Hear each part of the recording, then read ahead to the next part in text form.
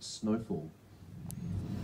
Now we have new details on an exclusive story broken here on the 7 Network this evening. Tonight we've obtained a letter from the Church of Scientology blaming celebrity and former member of the church, Leah Remini, for an alleged murder at their Australian headquarters.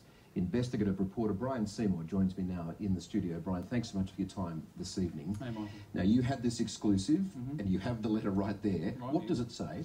It says that, and it's addressed to the president of the A&E Network, it says, and it's titled Blood on Your Hands, it says that the A&E Network, Leah Remini and Mike Rinder are directly responsible for the alleged stabbing murder that happened at the Chatswood Scientology Centre on January 3rd. The A&E Network, because they have a show on that network in America. Leah Remini and Mike Rinder, who's an Australian, he co-hosts the show with Leah Remini, formerly the star of King of Queens. The show's won an Emmy, it's in season 3, and they've exposed a lot of abuses in Scientology. They claim that in the course of doing that they've incited hatred and violence towards Scientology, and they actually say in this letter, remarkably, that they accuse A&E of underwriting this murder, if you can believe that. Extraordinary. So it's a legal letter entitled Blood on Your Hands. Yes, and it's demanding that they axe the program. Now, they're not going to do that, obviously. This is extreme, I think, even for Scientology, because, of course, this relates to a crime which has not yet been heard in court. A 16-year-old boy has been charged with murder, yet to enter a plea. We don't know the details of the case, but Scientology appears to have decided they know what's happened. They've determined the guilt and the motive in this letter, which is just extraordinary. Now, you spoke with Leah Remini's, her colleague and co-host, Australian Mike Rinder, as you mentioned, who's been partly blamed for this. Let's just have a listen to what he said. This is very typical Scientology, Brian. When they have anything that happens in their organization, they seek to shift the blame to someone else. There's a lot of unanswered questions that they're not forthcoming with about the circumstances, who this person was, who his mother was, what her relationship to Scientology was, why she was in the advanced org, etc., etc. But rather than respond or provide that information, Scientology's policy, dictated by L. Ron Hubbard, is to attack. And their favorite target to attack at this point is Leah Remini and Scientology in the Aftermath show. Well, there you go. I mean, Brian, you know Scientology's tactics. How far will they take this?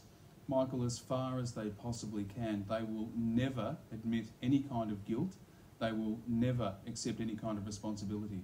And that's because, and I know that because L. Ron Hubbard wrote in a policy that they must never do that. They must always attack and deflect and never surrender. So they'll take it as far as they can. Now, this is different. Because this time, as I say, someone's been charged with a very serious offence. We're facing the prospect of a trial or at least a sentencing hearing, depending on what plea is entered.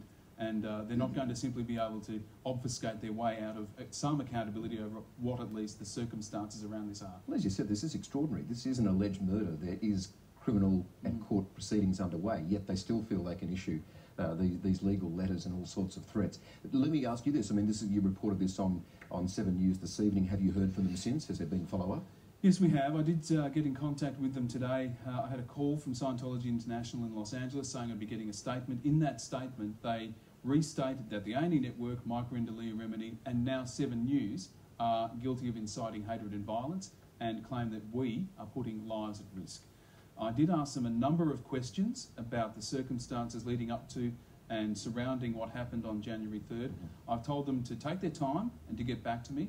If they do get back to me, I'll give you those answers. But Michael, in 12 years and 150 stories, I can tell you they've never agreed to an interview and they've never answered my questions. Brian, what more do we know around this alleged murder that sparked all of this, obviously?